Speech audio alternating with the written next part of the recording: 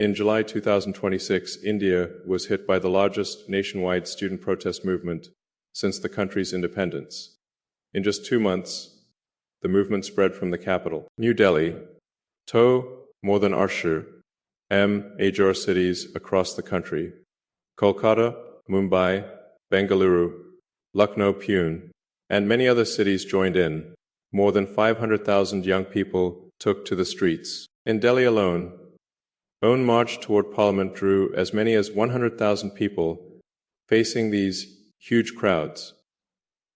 Indian police used tear gas, rubber batons, and, according to some reports, even shotguns to disperse the protesters. Hundreds of students were injured on the spot. Some were only 16 or 17 years old. Some suffered fractured skulls and broken noses. Some were sent straight to intensive care.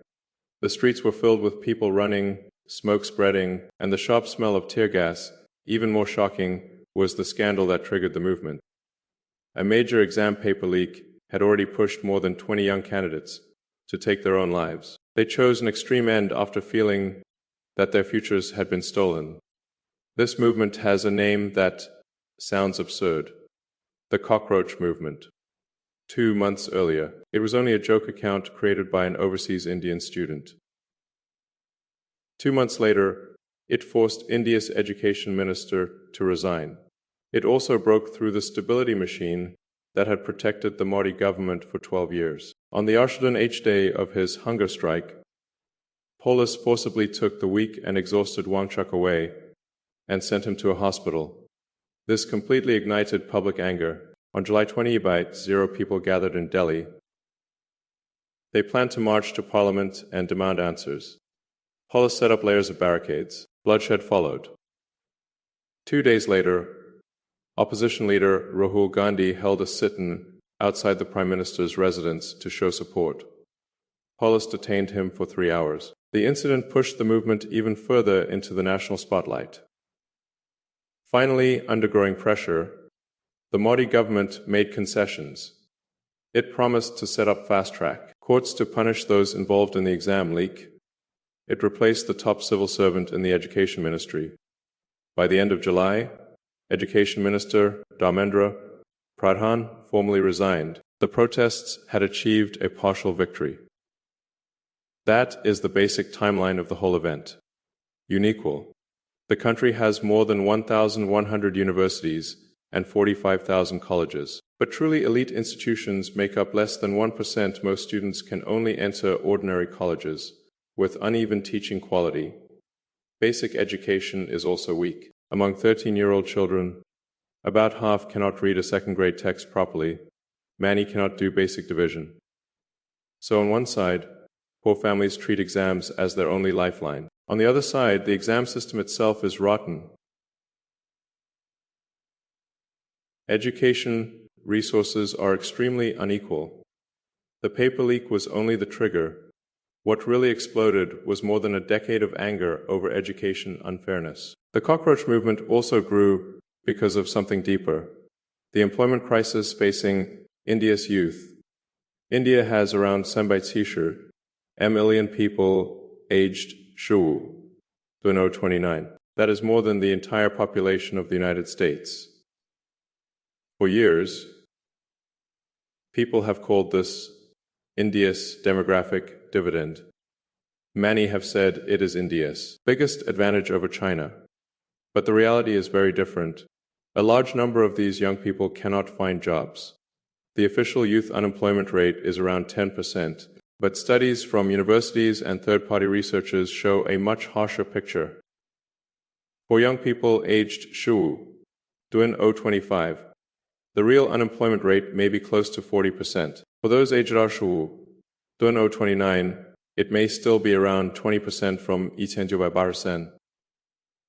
In 2023, the number of young Indian university graduates increased IMEs, reaching million, but the number of unemployed graduates increased IMEs, reaching million, and not finding work is only one part of the crisis.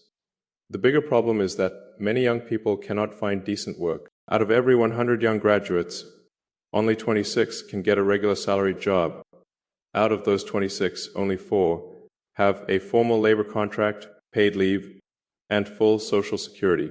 The rest either work temporary jobs, help with family businesses, or simply stop looking for work. Why is this happening? India's economy grows fast every year, but much of the growth comes from capital-intensive industries. These industries do not create enough jobs. The government talks about infrastructure and chip manufacturing every day. These projects look huge, but the number of good jobs they create is limited. In the next 10 years, artificial intelligence may also remove another 3 million white-collar jobs.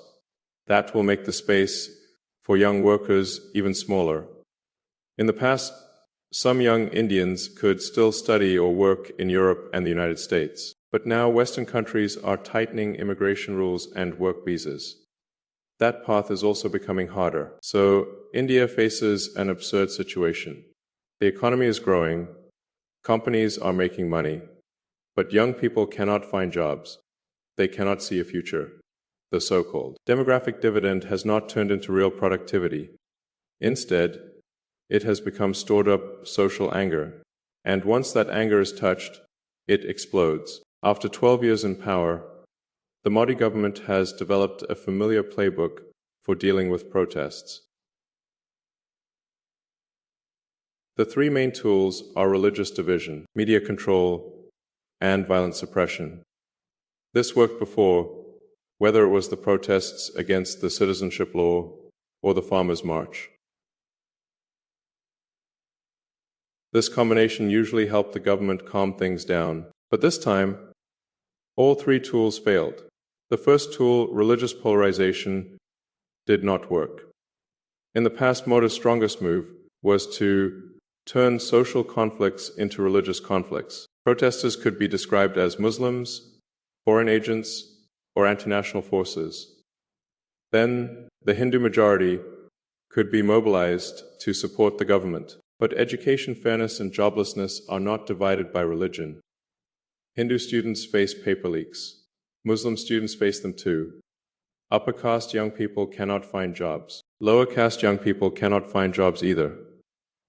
At the protest sites, Hindus and Muslims ate together and prayed together. Sikh temples offered free food. People from different religions stood together for the same demand. This made Modi's usual divide and rule strategy much less effective. The second tool, media control, also failed. Most major Indian television channels are controlled by capital close to the government. In the past, when protests happened, the media could use one common line, talk about violent protesters, but say little about police violence. That could quickly weaken public sympathy. But this movement was led by Gen Z. They do not depend on television. They used phones to film the scenes. They spread videos through social platforms. They bypassed official media and built their own information network. Mainstream media refused to show police violence. But online, the videos spread across India in a single day. Officials said there was no violence. But ordinary people had evidence on their phones. Modi rose to power with the help of social media. Now a younger generation, better at using social media, has turned that same weapon against him. The third tool failed in an even more dangerous way, the urban middle class. Voter base started to shake. This was the biggest headache for the government. Many of the main protesters came from the urban middle class. This group was once a core voter base for the ruling party. They are part of the Hindu mainstream. They are part of Modi's political foundation. But now, because of their children's education and employment problems, many of them are standing against the government.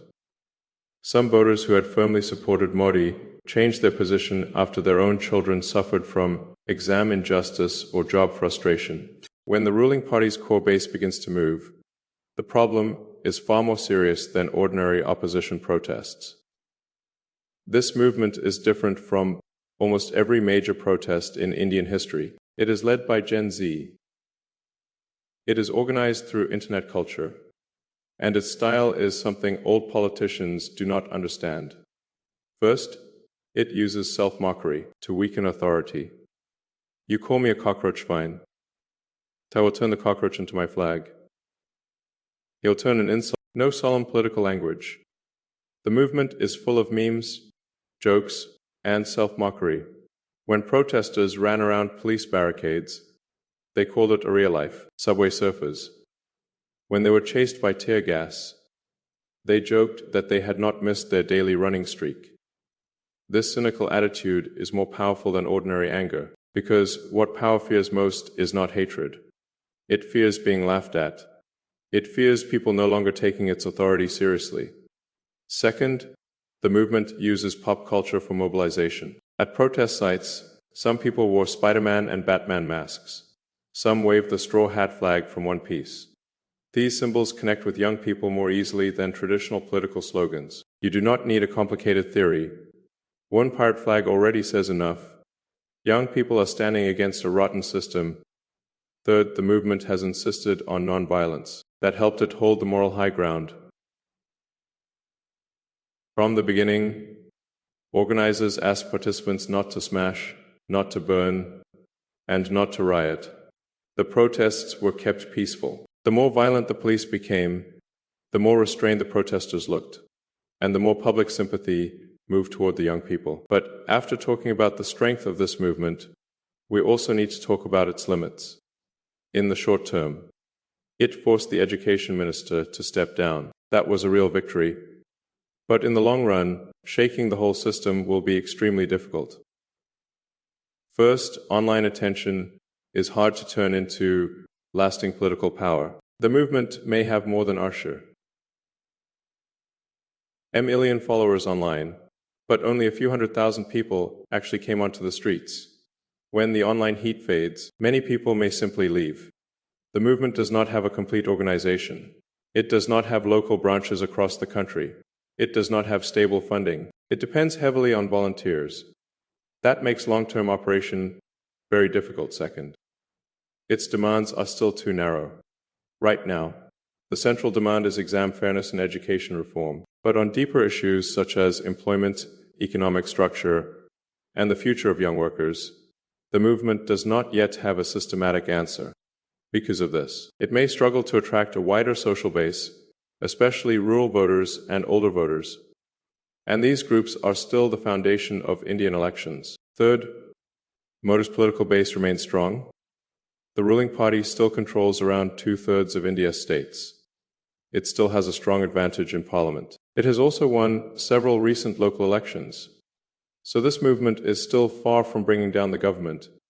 It is not on the same level as the youth movements in Nepal or Bangladesh, where governments were directly overthrown. But one thing is clear. This movement has already changed India's political environment. It has broken the personal worship around Modi. Mocking the Prime Minister and criticizing the government are no longer taboo. They have become part of youth culture. It has awakened the political awareness of a whole generation. More young people are now paying attention to public affairs. It has also forced every political party to put youth, employment, and education fairness on the table. These issues can no longer be ignored. 12 years ago, a youth-led anti-corruption movement pushed the Congress party out of power and helped send Modi into the Prime Minister's office. 12 years later, youth anger is now beginning to hit Modi's own government. History often repeats itself in strange ways. This time, the former challenger is the one being questioned by the young. India's future will ultimately depend on the fate of its Sembaitsisher million young people. If the demographic dividend turns into a demographic powder keg, then the next explosion will be even bigger than this one.